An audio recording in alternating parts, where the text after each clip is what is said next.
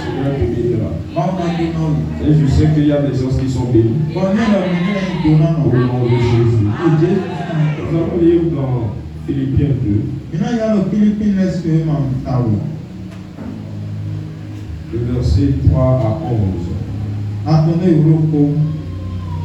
Philippiens 2. Verset 3 à 11.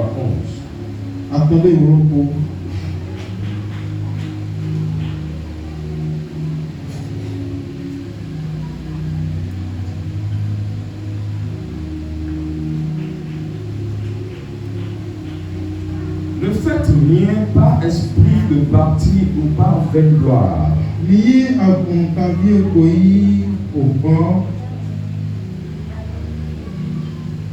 Ne faites rien par esprit de parti ou par vaine gloire.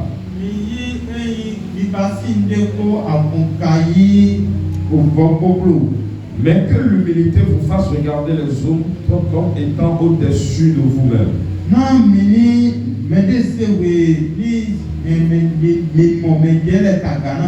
Que chacun de vous, au lieu de considérer ses propres intérêts, considère aussi ceux des autres. Ayant en vous les sentiments qui étaient en Christ, lequel, existant en forme de Dieu, n'a pas regardé comme une proie à arracher d'être égal avec Dieu.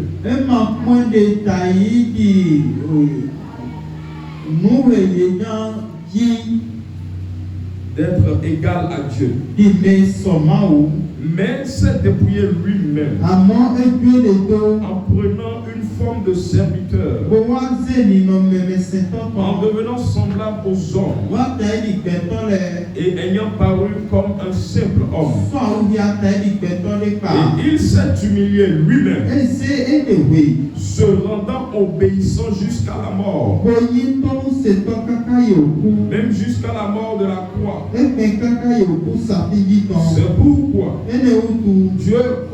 C'est pourquoi aussi Dieu l'a souverainement élevé. Il lui a donné le nom qui est au-dessus de tout nom, afin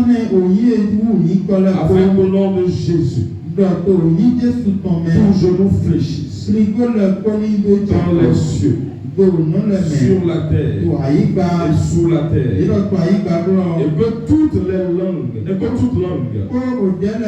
confessent que Jésus-Christ est Seigneur, à la gloire de Dieu le Père. Que Dieu bénisse sa parole.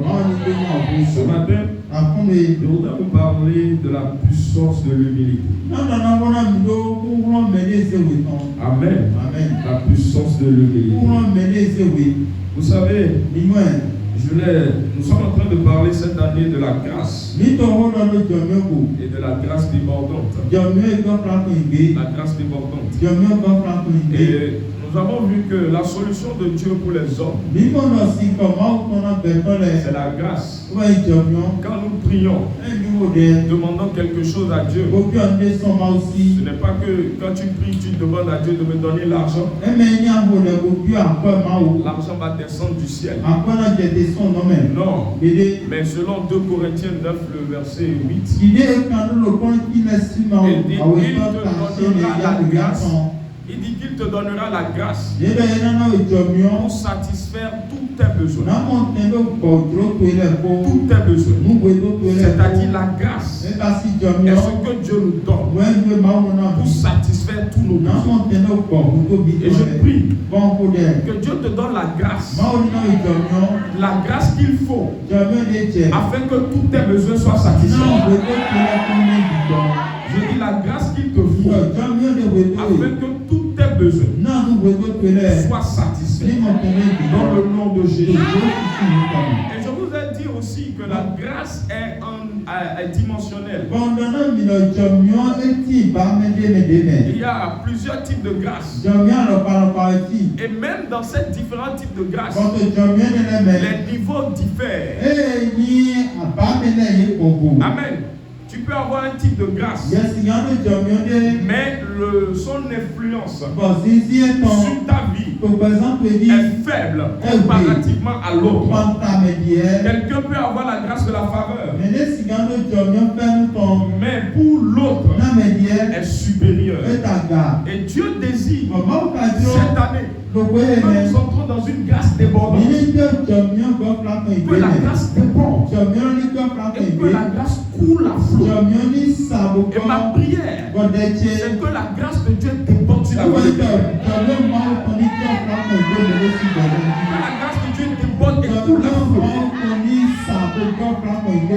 Et avant la fin de 2024, tu vas témoigner de cette grâce débordante.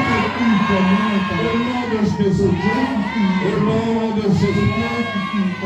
Mais vous savez, il y a toujours un prix à payer.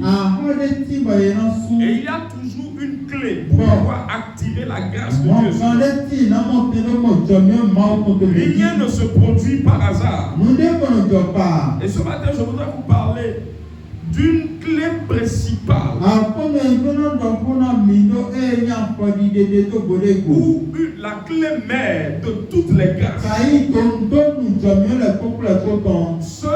Cette clé ou cette chose-là peut attirer la grâce de Dieu sur votre vie. Et sans cette chose-là, tu ne peux pas connaître la grâce débordante. Tu ne peux même pas parler de grâce.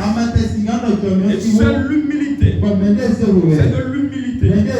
Tout celui qui est à côté de toi, dit humilité. Amen. Dis-lui ça encore. Amen. Amen. Amen. Amen. Nous voulons parler ce matin de l'humilité. Nous allons encore lire un texte. 1 Pierre 5. 1 Pierre 5. Versets 5 à 6.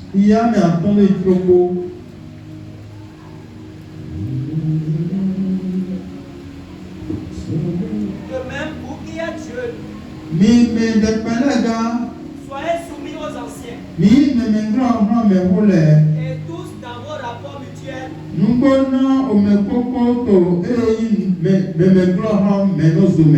Revêtez-vous d'humilité. Car Dieu résiste aux orgueilleux.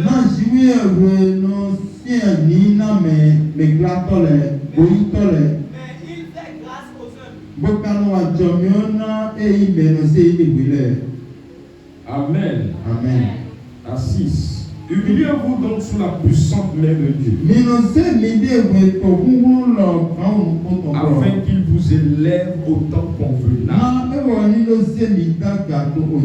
Humiliez-vous donc sous la puissante main de Dieu.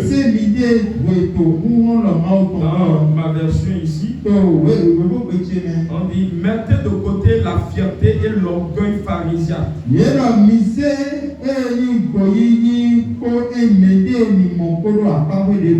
afin que Dieu vous élève et qu'il vous accorde plus de grâce. Et qu'il vous accorde plus de grâce. Je prie que quelqu'un reçoive plus de grâce. Je prie que Dieu vous accorde plus de grâce. Bien-aimé, l'humilité est une chose primordiale pour Dieu. Très important pour Dieu. Et sans l'humilité, tu ne pourras pas connaître les bontés de l'Éternel.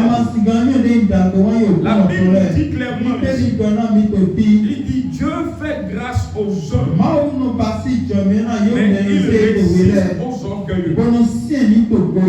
Dieu résiste aux orgueilleux. Quand nous parlons d'humilité, son contraire, c'est l'orgueil. Amen. C'est l'orgueil. Maintenant que je suis en train de parler de l'humilité, la plupart du temps, beaucoup ne comprennent pas ce qu'on appelle humilité et orgueil.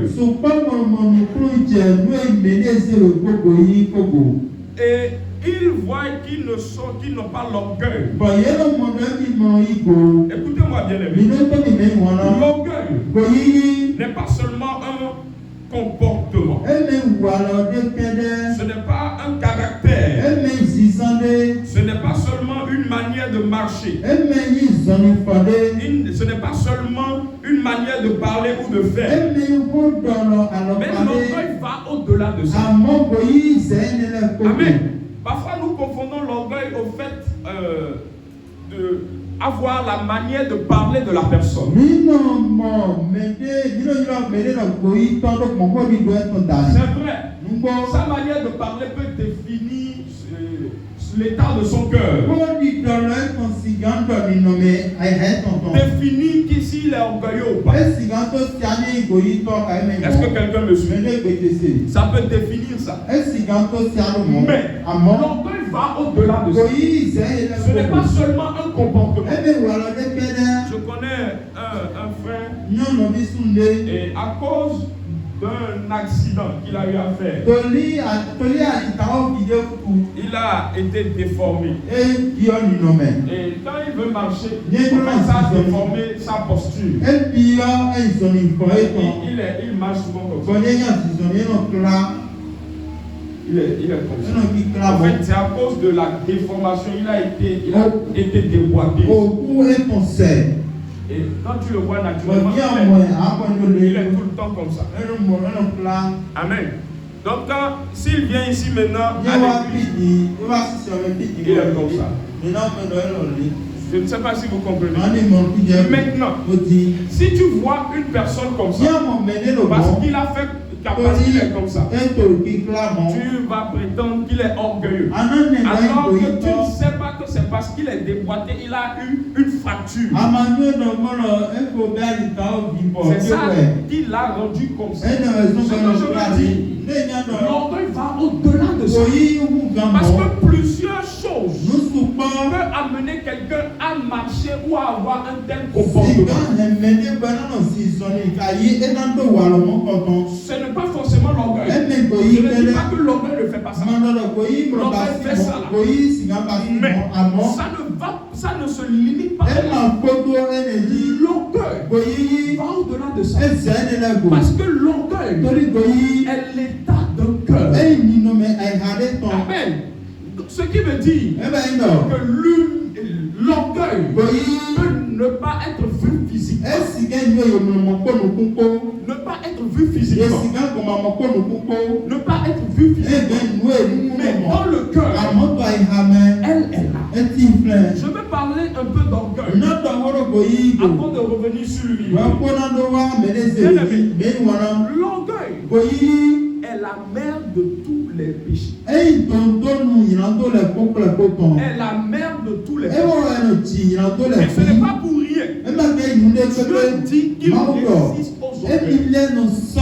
Tu peux avoir une apparence humble et être orgueilleux. Amen. Tu peux avoir une apparence humble. Oui, il y a des gens qui ont l'apparence humble. En fait, tu les vois, ils sont apparemment humbles. Mais dans le cœur, ils sont orgueilleux. Ils sont orgueilleux. Parce que l'orgueil, c'est l'état de cœur. Et là où l'orgueil est dangereux, l'orgueil n'a pas besoin d'un aspect extérieur pour être excité. Donc ça n'a pas besoin que quelqu'un de l'extérieur. En fait, ça prend naissance à l'intérieur. L'orgueil est le seul péché qui a paru au ciel. Le seul péché. Le seul péché qui est venu dans le cœur de Satan. Le cœur de Satan. Pas l'adultère. Pas l'adultère. Pas l'immoralité. Pas le mensonge. Mais la Bible dit Satan, on a retrouvé l'orgueil. On a retrouvé l'orgueil. Et c'est à cause de ça il a été précipité du ciel. Il a été précipité. Et il a quitté son poste.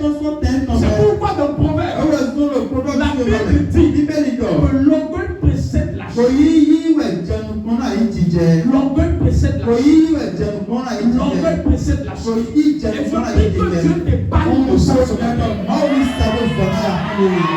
je prie que Dieu te parle. Parce qu'il y a des formes d'orgueil qui peuvent être cachées dans ton cœur. Et le danger, c'est que tu peux ne pas être conscient de ça. Tu peux ne pas être conscient de ça. Et dire que c'est ma vie, c'est ma nature, c'est comme ça que je suis. Alors que c'est une forme d'orgueil. Et Dieu va te combattre. Et tu ne sauras pas pourquoi tu ne prospères pas.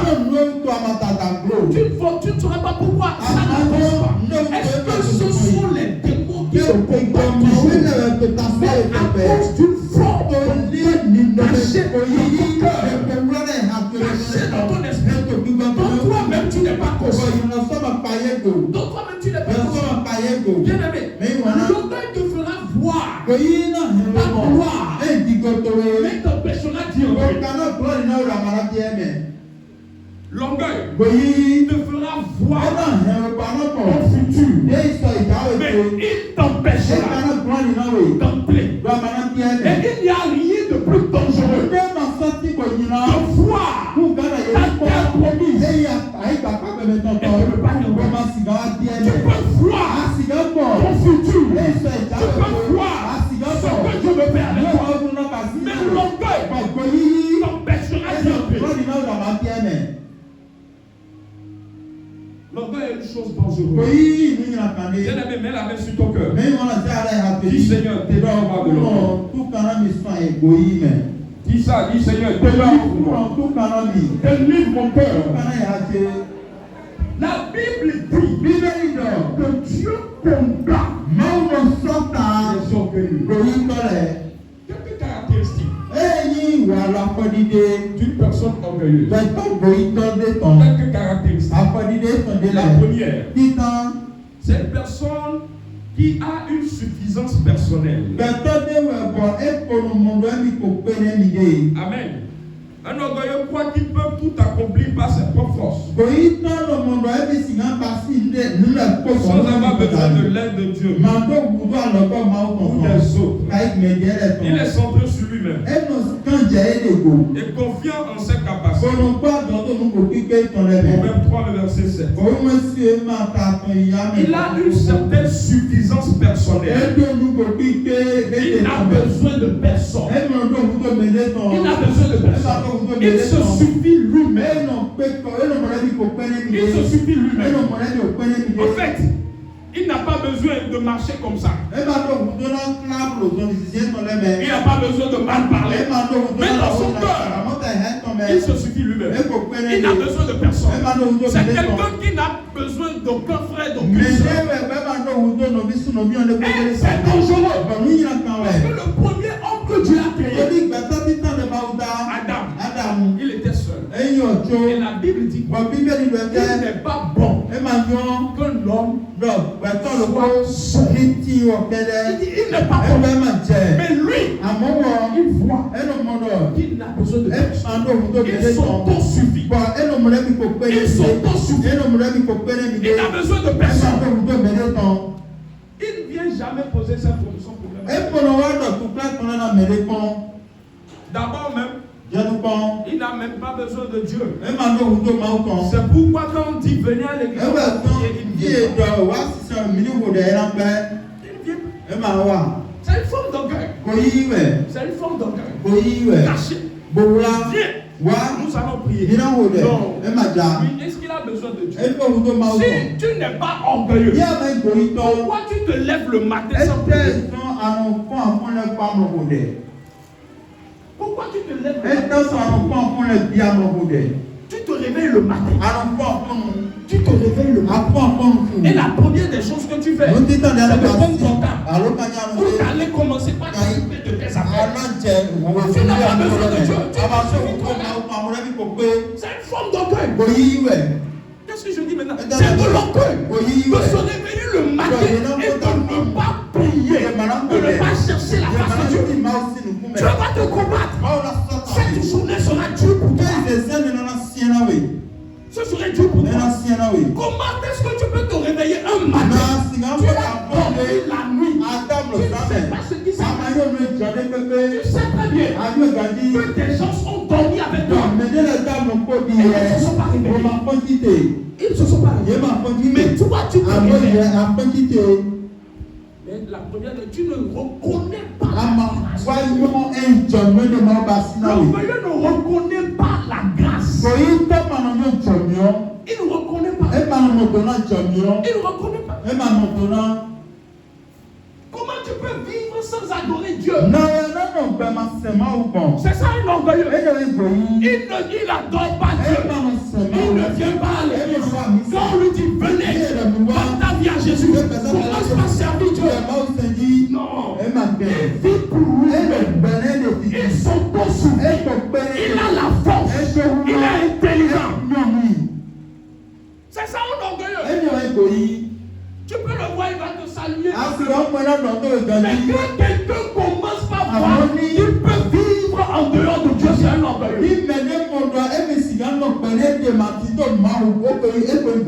Il sait. Il n'a pas besoin de la prière de l'église. C'est un orgueilleux. C'est un orgueilleux.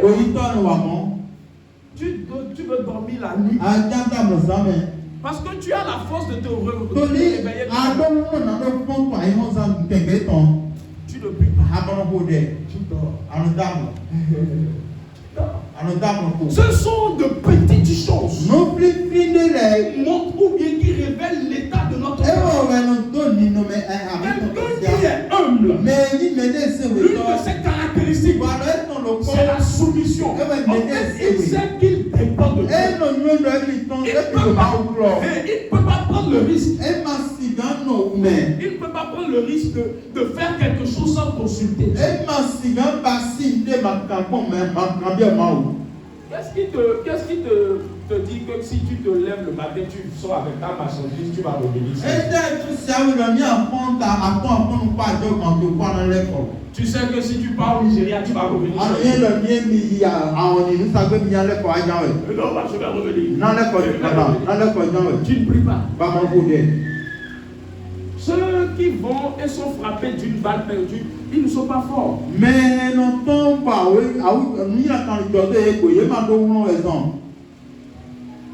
C'est une caractéristique de l'orgueil. Deuxième caractéristique. L'orgueilleux rejette la correction. Proverbe 12, le verset 15. Il n'accepte pas la réprimande ou la correction. Il croit toujours avoir raison. Et il refuse d'apprendre des autres. Amen. Il refuse d'apprendre des autres. Il n'accepte pas la réprimande ou la correction. Non. Il croit toujours avoir raison. Il est sage. Et il ne peut jamais commettre d'erreur. Il ne peut jamais commettre d'erreur. Il ne peut jamais commettre d'erreur. On ne peut pas le corriger. Et cet esprit est dans la jeunesse. Dans la jeunesse. Ce n'est pas seulement de cette église, mais c'est un esprit qui a infiltré le cœur de beaucoup. Il n'aime pas la réprimande. Si je vais demander aux parents ici, parmi vos enfants, est-ce qu'ils vous écoutent? Je vais demander au maman, est-ce que vos enfants vous écoutent?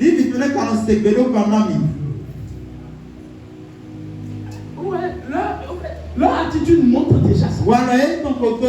L'orgueilleux connaît déjà la vie. Qu'est-ce que le vieux l'a dit? Il est déjà vieux,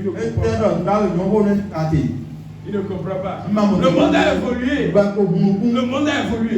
Ta maman te bat, tu n'écoutes pas. Elle te bat. Elle ne veut pas que tu commettes les mêmes erreurs. Et quand tu te retrouves dans la même situation qu'elle, mais tu vois, tu es sage. Tu crois que tu es belle. Tu es belle.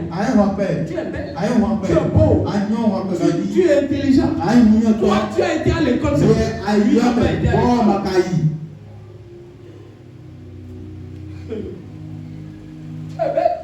La beauté se fait.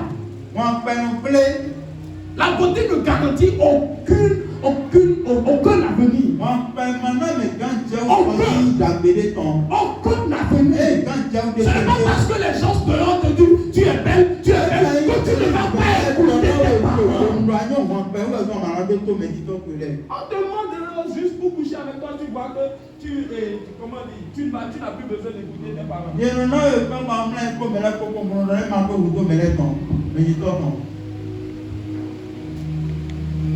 Est-ce que quand quelqu'un te dit que tu es belle, c'est une nouvelle chose? Toi-même, tu ne savais pas que tu es belle.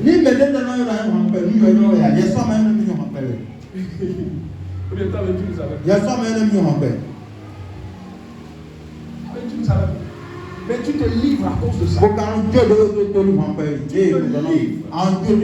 C'est ça l'orgueilleux. Il n'aime pas la réprimande.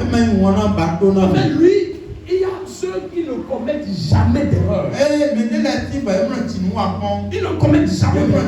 On ne peut pas les corriger. On ne peut pas les corriger. Ils n'aiment pas entendre qu'ils ont fait erreur. Tout homme est faillible.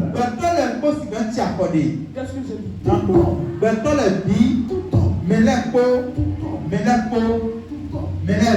Tant que tu es homme, tu peux mal parler, tu peux mal te comporter, tu peux mal agir.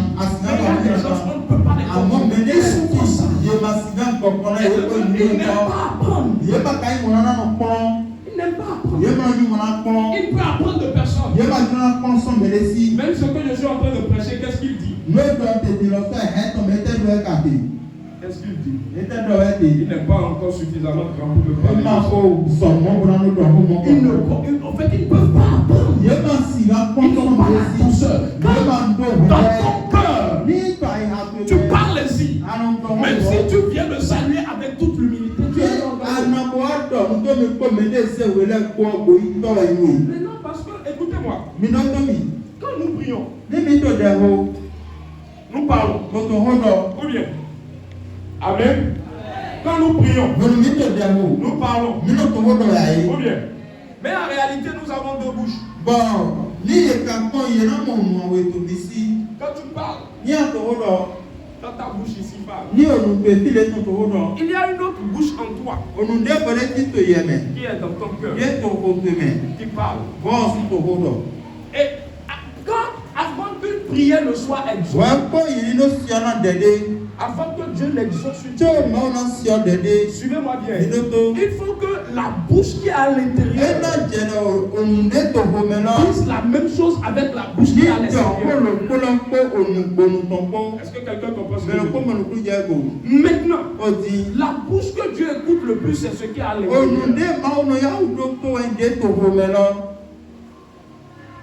Qu'est-ce que tu dis dans ton cœur? Quand nous on entend, que Dieu entend. Que Dieu entend. Troisième caractéristique. Un orgueilleux, un ingrat. L'orgueilleux a du mal à reconnaître ce qu'il reçoit des autres. Ou reçoit de Dieu. C'est un ingrat. Il se montre rarement reconnaissant. En fait, il se montre rarement reconnaissant. Deutéronome 8, le verset 14. Deutéronome 8, le verset 14. C'est un ingrat. C'est pourquoi il ne peut pas dire merci à Dieu. Quand je dis merci à Dieu, lui il est là en train de qu'est-ce que Dieu l'a même pas. Tu ne dis pas ça, mais c'est ce que ton attitude dit. Qu'est-ce que Dieu va faire pour aujourd'hui? Il a un ingrat. Il a du mal à reconnaître ce qu'il reçoit des autres. Ou reçoit de Dieu. Amen. Quand tu te lèves le matin et tu dis, qu'est-ce que ma vie? À quoi sert ma vie? Pourquoi même je suis en vie? C'est une manière de dire, je ne reconnais pas la grâce de la vie que tu m'as donnée. Amen. Dieu, je le reconnais. Et Dieu punit l'ingratitude par la pauvreté. Amen. Je peux répéter ça. Dieu punit l'ingratitude par la pauvreté. Tu ne sais pas pourquoi tu vis, non? Pourquoi Dieu va continuer par te faire? Apprends à le remercier pour le don de la vie. Pour le don de la vie. Les orgueilleux ne reconnaissent jamais ça. Ils ne reconnaissent pas. De deux, ils ne reconnaissent pas ce que l'autre a. Ils se voient toujours supérieurs. Je crois que c'est le point 4. Un désir supérieur. En fait, eux, ils se voient supérieurs. Je n'ai rien à gagner de l'autre. Je n'ai rien à gagner. Lui et moi, on a quoi de quoi? Nous sommes tous des poussières. Nous sommes tous poussières.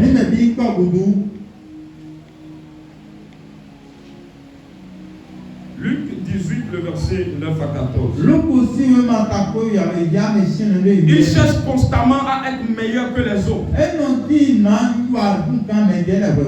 et se mettre en avant. Ils méprisent ceux qu'ils considèrent comme inférieurs. Ils les méprisent. Est-ce que je peux faire avec lui? C'est un petit enfant. Amen. Écoutez-moi, j'ai vu des enfants qu'on pouvait mépriser en leur temps, qui aujourd'hui sont devenus des grands. Amen. J'ai vu, quand j'étais encore responsable de la JAD, il y avait des adolescents.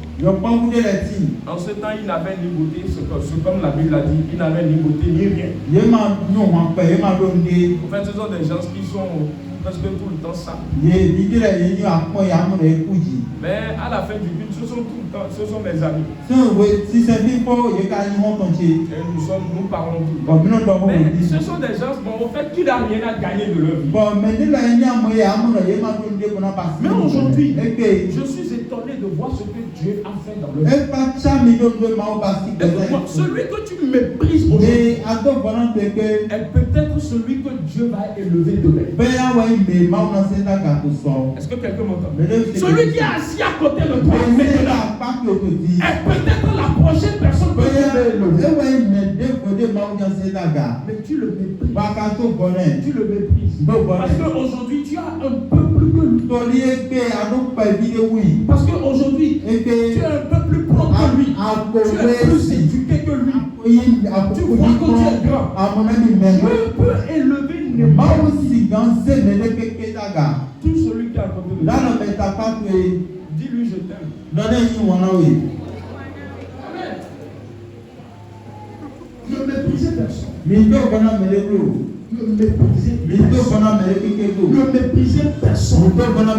La Bible raconte l'histoire de Naaman.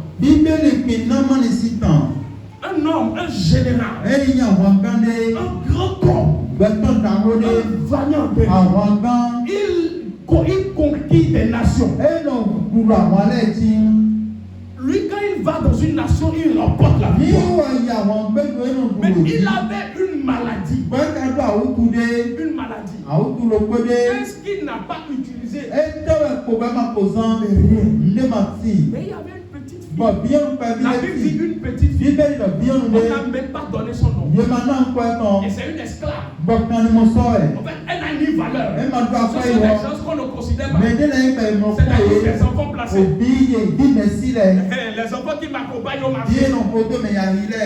C'est moi-même, je le nourris. C'est Naaman qui le nourrit. La fille n'avait pas de valeur. La fille est allée voir sa tutrice. Il dit, la maladie de patron. Je connais un homme qui peut le guérir. Il est en Israël. Hello, Israël. Si S'il va là-bas, il se lave. Naaman, il pouvait dire. Donc quand tout le monde parle, toi-même tu parles.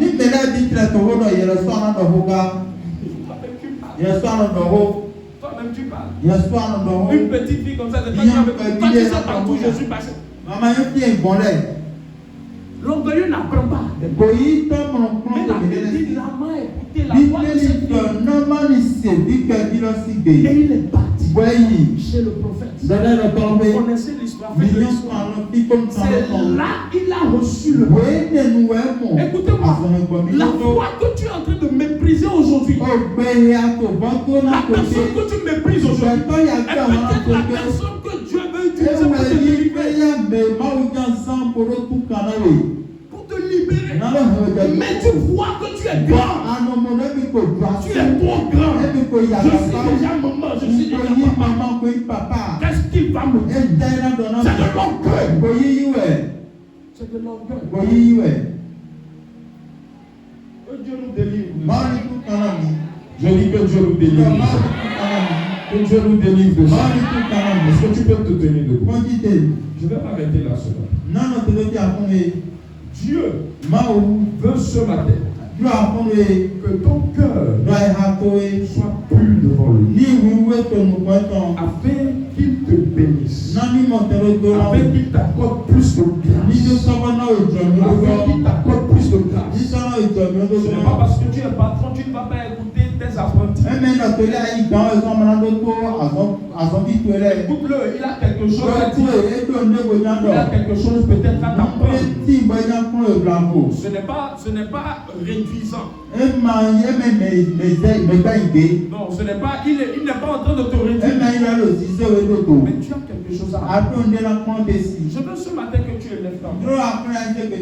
Seigneur, donne-moi l'esprit d'humilité. Élève ta main, prie dans le nom.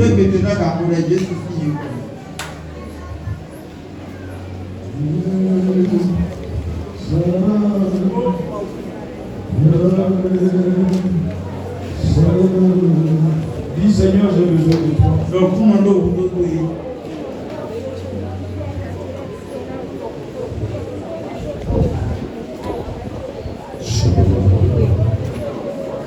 Seigneur, j'ai besoin de toi. Je ne peux rien faire de moi-même. Je ne peux rien faire de moi-même. Je ne suis pas assez intelligent. Je ne suis pas assez sage. Je ne suis pas assez fort. J'ai besoin de toi. J'ai besoin de toi. Aide-moi. Seul celui qui est humble peut demander de l'aide. Aide-moi. Aide-moi. Aide-moi. Dis Seigneur, aide-moi. Il n'y a pas de honte à dire aide-moi. La honte est dans l'échec. Mais quand tu dis aide-moi, il viendra t'aider. Il viendra t'aider. Seigneur, aide-moi pour mon commerce. Aide-moi pour ma santé. Aide-moi. Est-ce que quelqu'un peut dire ça? Aide-moi. Tu as besoin d'aide. Tu as besoin d'aide. Tu as besoin d'aide.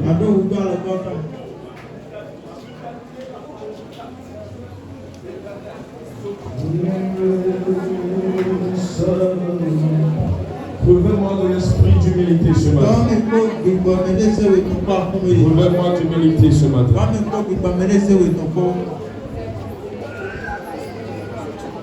L'orgueil t'empêche d'écouter les conseils.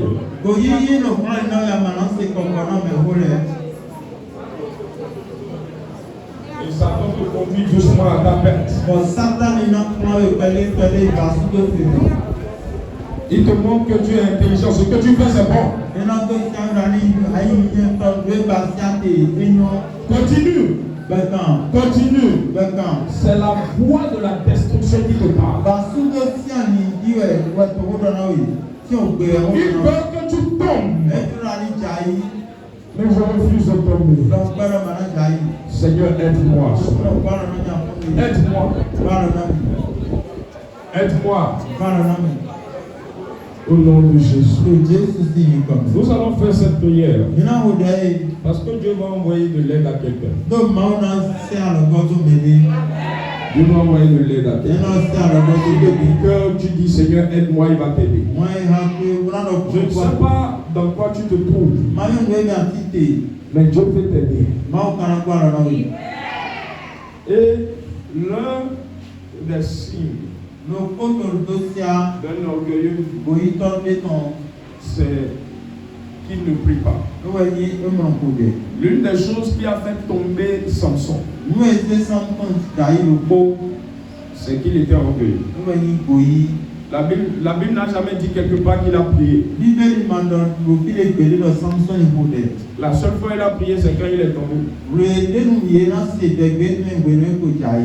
Quand il dit je me lève, il dit je me lèverai, je vais combattre encore. Il compte sur lui. Je ne sais pas dans quoi tu es, mais l'humilité veut que tu demandes de l'aide. Sur le plan matrimonial, sur le plan financier, sur le plan sanitaire, Dieu peut aider. Tu m'as dit Seigneur, ce matin, aide-moi. Aide-moi. Aide mes affaires. Mon commerce a besoin d'aide. J'ai besoin de toi. Et laisse-moi prier dans le nom de Jésus. Après ça, je prie pour toi.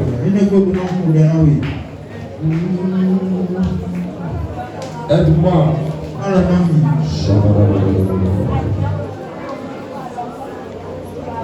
Dieu va t'aider. Il enverra une personne. Il enverra une femme. Il enverra un homme pour t'aider. Oui, Dieu le fait toujours. Il n'y a pas de honte à dire aide-moi. Il n'y a pas de honte, Seigneur, aide-moi. Tu es jeune, tu as besoin d'aide. Oui, tu as une aide pour continuer tes études, pour ouvrir ta boutique. Oh, tu as besoin d'aide. Seigneur, aide-moi. C'est parce que tu comptes sur ton oncle que tu n'as pas encore prié. Mais depuis là, il ne t'a pas donné l'argent. Depuis là, il ne t'a pas encore aidé. La personne qui dit que je vais t'aider ne t'a pas encore aidé. Est-ce qu'il y a de maladie, Seigneur, aide-moi. Aide-moi.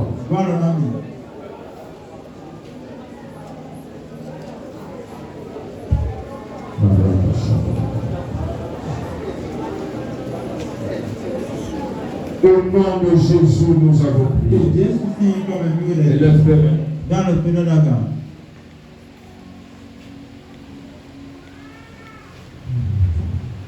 Je prie pour vous ce matin.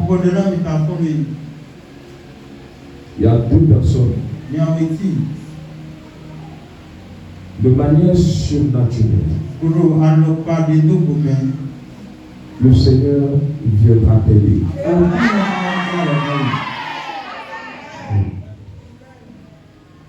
De manière inattendue,